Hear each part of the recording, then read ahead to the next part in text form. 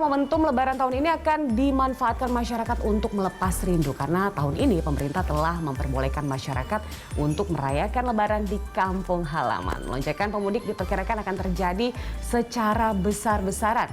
Bagaimana kesiapan pemerintah dan apa saja yang harus disiapkan masyarakat untuk melakukan perjalanan mudik? Berikut kita lihat laporan dari Said Masyur dan juru kamera Rangga Samudra.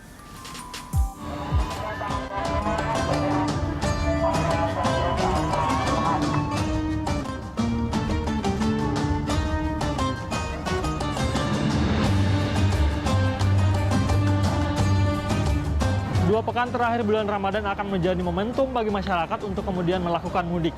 2 tahun lamanya menahan rasa rindu, ini akan dimanfaatkan untuk menuntaskan rasa rindu untuk melakukan mudik setelah pemerintah, dalam hal ini Presiden Joko Widodo, akhirnya memperbolehkan mudik. Tentu saja dengan sejumlah aturan yang harus dipenuhi oleh masyarakat. Di antaranya adalah masyarakat diwajibkan untuk melakukan vaksinasi 3 kali ataupun vaksin booster.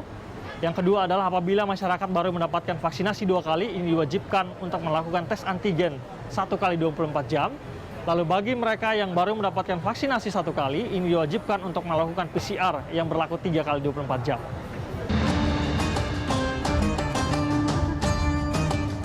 Bagi masyarakat yang ingin melakukan mudik Lebaran, juga dipersilahkan, juga diperbolehkan. Dengan syarat sudah mendapatkan 2 kali vaksin dan 1 kali booster, serta tetap menerapkan protokol kesehatan yang ketat. Pemerintah memprediksi jumlah pemudik tahun ini akan mencapai 85 juta jiwa. Moda transportasi yang paling banyak dipilih masyarakat yakni mobil dan motor pribadi, serta diikuti moda transportasi lainnya. Tercatat sebanyak 21,3 juta orang akan menggunakan mobil pribadi pada momen mudik tahun ini. Sedangkan untuk sepeda motor, 14,9 juta orang. Korlantas Polri mengumumkan, untuk mencegah kepadatan volume kendaraan, pihaknya akan melakukan sejumlah rekayasa lalu lintas saat arus mudik berlangsung, yakni dengan menggunakan sistem one way dan ganjil genap. Irjen Pol Firman Santiabudi menghimbau kepada masyarakat untuk selalu memperbarui informasi terkait dengan penerapan sistem yang berlaku saat arus mudik nanti. Pada pelaksanaan mudik akan kita terapkan kebijakan one way dan ganjil genap bersamaan. Paling sederhana, kita akan menambah 1 lajur berupa kontraflow, tapi juga masih kurang, kita akan lakukan one way.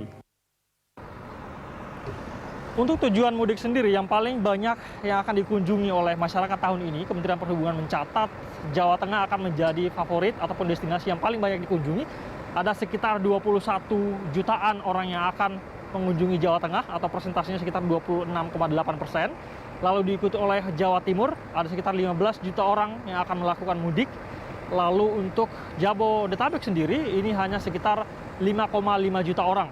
Sementara wilayah yang paling sedikit yaitu daerah istimewa Yogyakarta hanya sekitar 3,9 juta orang atau hanya persentasenya 5% yang akan melakukan mudik pada tahun ini. Sejumlah harga tiket menjelang Lebaran pun meningkat drastis. Bahkan kenaikan diperkirakan hingga 100%. Tercatat para pemudik telah memesan tiket sejak tanggal 6 April yang lalu. Kalau untuk masalah penaikan harga, dia tanggal 18 baru mulainya, Mas. 18 sampai tanggal nanti disesuaikan dengan program manajemen kita. Harga tiketnya kan sebenarnya 300 tuh. Nanti tanggal 28 tuh tiketnya 730. Naik segitu dianya. Tentu, kebijakan pembebasan mudik tahun ini diharapkan tak lagi menjadi penyebab kenaikan jumlah kasus positif COVID-19 di Indonesia. Masyarakat diharapkan patuh terhadap persyaratan yang sudah ditetapkan selama momen mudik berlangsung.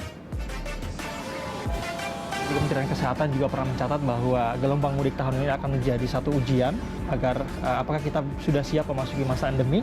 Meskipun gelombang mudik terjadi secara besar-besaran, tetapi kasus itu melandai, itu berarti kita telah siap memasuki masa endemi. Sehingga masyarakat yang melakukan mudik ini masih tetap harus menerapkan protokol kesehatan. Selamat Lebaran, selamat mudik, selamat berkumpul bersama keluarga. Said Masyur, Rangga Samudra, Berita 1, Jakarta.